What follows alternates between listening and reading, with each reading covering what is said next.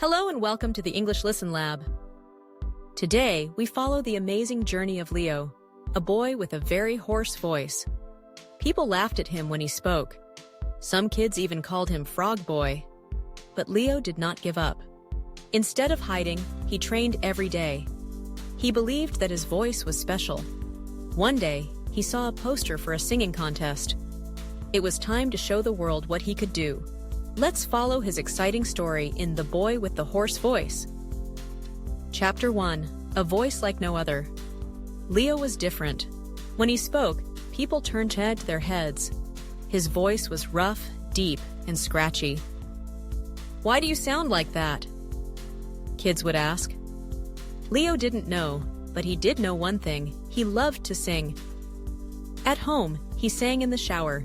He sang while walking to school. He even sang while eating cereal. But he never sang in front of others. He was too scared. One day, his best friend Max said, "Leo, you love to sing. Why don't you try a competition?" Leo laughed. "With this voice? No way!" But Max had an idea. Max gave Leo a challenge. "Sing for me, just once." Leo took a deep breath. He sang one line of a song. His voice cracked. It was rough, but it was powerful. Max clapped. "That was amazing!" Leo was surprised. Was it really good? So he started practicing, every day, every night. He sang in the park, in his room, even in the school bathroom, which echoed a lot. Slowly, his voice became stronger. It was still hoarse, but now it had something special. One day, he saw a poster. Singing competition. Winner gets a music contract. Leo's heart raced. Could he really do it? Chapter 3. The Big Decision. Leo grabbed the sign-up sheet. His hands were shaking. "What if people laugh at me?" he thought. He almost walked away. But then he remembered something. He loved to sing, so he wrote his name, Leo Carter, contestant number 15.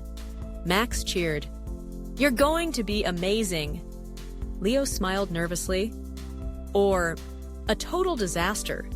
Either way, there was no turning back now. Chapter 4. The Day of the Contest. The auditorium was huge. Bright lights, a big stage, hundreds of people. Leo felt sick. The other singers were warming up. They had perfect voices, smooth, clear like angels. Leo swallowed hard. "What am I doing here?" Then he heard a name. Contestant number 15, Leo Carter. It was his turn. Chapter 5. The First Note. Leo walked to the stage. The microphone was cold in his hands. The judges looked at him. The audience whispered, "Frog Boy? He's singing?" Leo closed his eyes. He took a deep breath and then he sang. His voice was deep, raw, and powerful. It wasn't smooth. It wasn't perfect, but it was real. The whispers stopped. The room went silent. Then, one by one, people stood up, and they clapped. Chapter 6. The Moment of Truth. Leo's voice filled the auditorium. It wasn't smooth, it wasn't soft, but it was powerful. The judges leaned forward. The whispers stopped. People listened. When he finished the last note, there was silence. Leo's heart pounded. Did they hate it? Then the first person stood up. Then another. Then the entire audience. The room exploded with applause. Leo's eyes widened. They liked it. Chapter 7. The Judges' Words. One of the judges, a famous singer, grabbed the microphone. "Leo," she said, "I've never heard a voice like yours." Leo swallowed. Is that bad?" The judge laughed. "No, it's amazing. Your voice isn't just unique, it's unforgettable." Leo felt like he was floating. For the first time, he wasn't ashamed of his voice. Chapter 8. The Unexpected Offer. Leo didn't win first place. He didn't even win second. But after the contest, a man in a suit walked up to him. "I'm a music producer," he said. "We need voices like yours. Would you like to record a song?" Leo blinked. "Me? But my voice is weird." The producer smiled. "Exactly. That's why people will love it." Leo looked at Max, who was grinning ear to ear. This was really happening.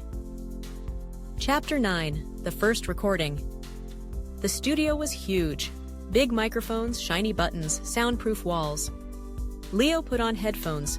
His hands were sweaty. Then the music started, and he sang. This time, he didn't feel scared. He didn't feel different. He felt alive. When he finished, the producer clapped.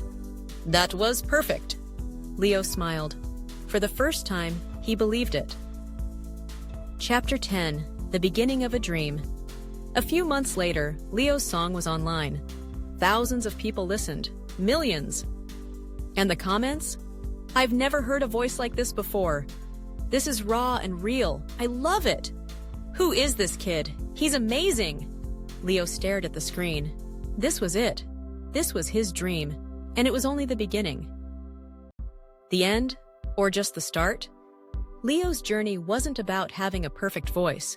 It was about believing in himself. And maybe, just maybe, someone out there is waiting to believe in themselves too. If you enjoyed this story, don't forget to like, subscribe, and hit that notification bell for more inspiring English listening practice.